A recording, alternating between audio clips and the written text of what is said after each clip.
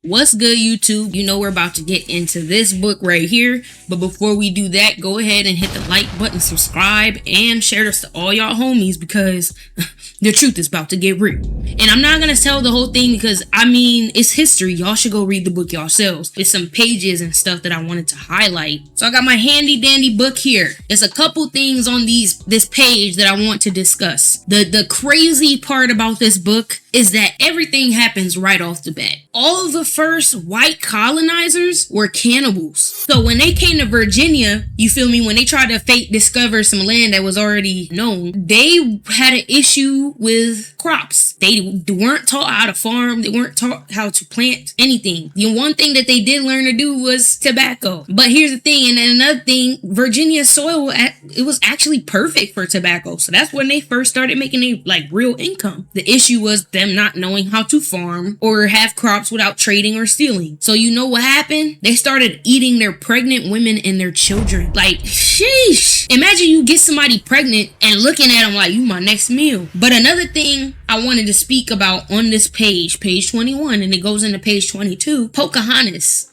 I'm not going to say her real name because I don't know how to pronounce it. However, I will put it on the screen. I'm not going to butcher it and embarrass myself. I never said I was the great pronouncer. Okay, I hate the English language to begin with. Pocahontas, with quotation marks, was named Pocahontas because they had no idea how to pronounce her real name. And you know what colonizers do, give dumb names to important people. Well, the story behind her was she was kidnapped by Samuel Argyle. All right, and the reason you're asking, why did he do this? Was because her dad was the king. And because they weren't just giving the settlers and colonizers food, because when they were helping them, they were telling them, like, you gotta convert to Christianity and bow down to our king. How you come onto my stuff knowing that I'm in charge, I'm helping your people not starve to death, instead of saying thank you was, yeah, we just need you to bow down to our king. Now, why on earth would I do that when your king can't even feed y'all? They went out their way to kidnap Pocahontas as a bargaining chip to the king. That's when we really started first becoming enslaved, because he used his daughter against him. And in the end, never gave her back. In fact, she ended up getting married to one of the guys that was on the ship. She got married to her kidnapper, one of the kidnappers, one of the colonizers. Because of this, the king, he gave them land and certain things as far as like even slaves, because he wanted to make sure his daughter was good. Now, she ended up randomly dying, which the people around her said she was poisoned. But they're trying to say basically it was a natural cause thing and she had respiratory issues. But, you know, if people eating themselves, what are they feeding her? On page 27, let me tell you, all the Catholics and Christians are going to hate this one. But this is how your religion became a thing. Now, it was before Jesus was even thought of. So for y'all, that's like they brought his son out here to basically did it. No, what it was Jesus was a regular guy that was probably on a higher frequency and had the ability to do things because he was at a higher frequency. And they're aware of this, but they didn't fully understand it. So they use his death as a trending image to help people convert to their religion. Whole time Jesus was not a Christian. How do the two go hand in hand? It makes no sense. If he was not a Christian, why is he a part of the Christian Bible? Why are they telling you to convert? Because the purpose of Jesus back in them days, what he was doing was spreading what you would call awareness to the sick things that were going on. And he was also telling you to believe in yourself. Now, what's that's going to start to do is a revolution. That's going to start a revolution. Jesus only had 12 disciples. Now, he had followers, but only 12 people truly believed in him from their book. You know what I'm saying? Even if they altered that truth, that's still a way to show you that you think billions of people are going to be on board. If only 12 believed in him, if he was healing people. There are entire books about history of the European religion, social systems, and how the Europeans turned the African continent into a factory for raw human material. This became a breeding ground to sell slaves. These are your ancestors. They put us on a concentration camp, said y'all need to start mating with each other. Whole time you got a husband or a wife back home and kids that you don't know if they're dead or not. All because a paler version of me got tired of eating their species and thought that I was being selfish because I didn't convert to what they believed in after helping them. So now they're capturing my people and treating them like cattle, livestock. That's why Christianity was pushed so much back then. Number one, a few Christians did not believe that it was Christian-like to have slaves. So they ended up coming up with the idea that we'll make it better by baptizing them before they get on the ship. So you can still have slaves long as they baptize. That way, we could carry out our missions with their religion. Get them to convert. Try to swindle their mind into believing what we do. Even though when we came here, we didn't know shit. Not even how to plant our own crops. We just pulled up here with buckled hats and muskets. That's what we got to offer. Violence. And that's another thing we about to get into. To understand the origins of America's constitutionally human trafficking system that legally reduced people, we must go back to the inception of the transatlantic African trade that was the formed foundation of America's color-based social hierarchy. It all started at church. The church, the Vatican, the Holy Roman Empire was above everybody. It ran the entire thing. Why do y'all think it's a church on every block?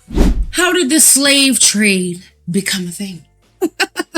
Well, listen, in my handy dandy book, how did it become a thing, you may ask? Well, all because of Mr. Henry was a person that you can blame, and these other two men that I will name on the screen because I'm not pronouncing that shit. But yeah, they started kidnapping African women, men. They thought like, wait a minute, I can use these people to bargain and get more slaves. So it was a complete accident because number one, even the discovery of all these different places was because they believed that they could find the Garden of Eden, that they could find the Tree of Life. And what they found was natives that were primitive. So primitive that the crazy man, until he got permission from Queen Isabella of Spain to get funded to sail ships to go visit uncharted lands that were already vacant with primitive people. And these were his words. They were so primitive that we only need 50 men to go in and enslave them for our benefit. The Indian natives? You mean the people that got the same skin? Oh, okay. History is crazy. This is what I'm learning so far. And y'all, another thing, you know how they was like tens and thousands of people was on a ship? Well, their ships back then can only hold up to 150 people. But they were so greedy and people were dying of starvation and other incidents such as cannibalism and to the point where they started stacking the ships beyond their limit. I'm talking about 350. So a ship can only hold 150 and they got 350. They can't even feed their own people. This was because they knew majority of the people would not survive to make it to the islands that they were discovering or that they were selling these people to. They had like their own version of Amazon, but it was human trafficking. They bred them because they got tired of sailing back and forth. So they created a plantation that was based solely on that, and it was around for a very long time. They made a lot of money breeding Africans and selling them. And the Christians approved. It was not their idea entirely, but they approved because they said as long as they were baptized. When I seen the Christian Bible when it said all slaves must obey their master, that's when I knew. I said something's not right. If you think this is okay of a religion to tell me to obey a master, so you want me to obey my master or do you want me to believe in Jesus? You want me to believe in Jesus or believe in a dad? I'm confused. Who do we believe in again? Like, what was the goal of this book again? Because it's called Basic Instructions Before Leaving Earth. What is it? You about to kill me? Why would I need basic instructions before leaving Earth if there's nothing after? Why do I need instructions on my preparation for death day? What? Like, this don't sound like they think so little of you. You're so replaceable that they made a book to prepare you for death. And then you gotta worship this book and their gods. Mind you, these people were so slow that they couldn't even grow their own food. They were sailing their ships into uncharted seas and sailors were going missing. The boats were going missing. And so they created the Leviathan of the sea. Started telling people like it's monsters out there, sea monsters. So when you look at old ancient maps, You got the dragons and all this other stuff on the water. The Africans started laughing at them and said, it's not that. It's actually because y'all ships aren't built for the winds out there. It's the wind. So now they started upgrading their maps, slowly started making waves on their maps instead of these creatures. That's why the map gets so modernized. Their ships had that Pirate of the Caribbean type of vibe to it. Their sails were square shaped and it couldn't handle the wind. Now, when they was looking at the African boats, it was like them little small sailor boats, like the canoe, and then it got the triangle shaped sails on it. Those could get through fast. They were lighter. You could stay alive. So they enslaved more slaves and were taught how to make these boats. Yeah, the Christians were given permission to have slaves or human traffic slaves as long as they baptized them. The Queen of Spain at the time was in war with Portugal. They had claimed majority of the continents, majority of the oceans and the land that they had found. So even with the West Indies, when Christopher Columbus, some crazy dude, was talking about he sailed to India before and then brought them to the West Indies, the Portuguese was like, we already went there. And that's not India, that's the West Indies. Mind you, it's already primitive people on these islands. And like I said, Christopher Columbus said it only needs 50 men to take over. The whole time, y'all can't survive without us because y'all was eating y'all own people. And y'all was so slow that y'all had to still, as much as y'all wanted to get rid of us, invade our land and take it, y'all couldn't get rid of everybody because y'all don't know what to do with the land. Now, the lands that Christopher Columbus had discovered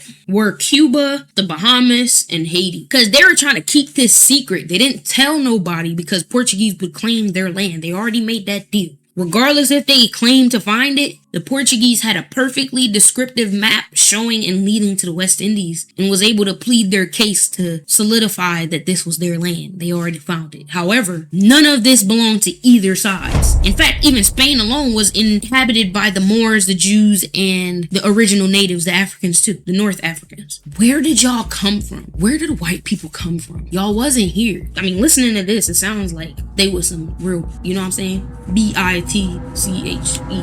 They thought they knew everything, but they were greedy people, so greedy that they killed their women and children. And it's crazy because even in their own Bible, it says men's greed will be the fault to their, like y'all book is telling y'all about yourselves. It's not about us. I'm not saying we can't get greedy, but we shouldn't even be working, man. We deserve years of reparations. Y'all should be bowing down and not on no prideful stuff. But the primitive people were so in harmony. See, that's the thing. We're not like y'all. We wouldn't even want y'all to bow down. But I'm just saying, like, the primitive people were such in harmony that they didn't expect y'all to be on no weird stuff like that. Now, we could fight. We could do some stuff. But we didn't expect y'all to just do all that. We thought y'all looked a little odd. We thought y'all ways were strange. But we kind of let y'all be in your own little, and y'all still went out y'all way. Because y'all was so greedy, it was just not enough. It's never enough. That's where I'm at in the book right now. I hope I went over certain topics. But yeah, y'all go ahead, do y'all thing. Peace.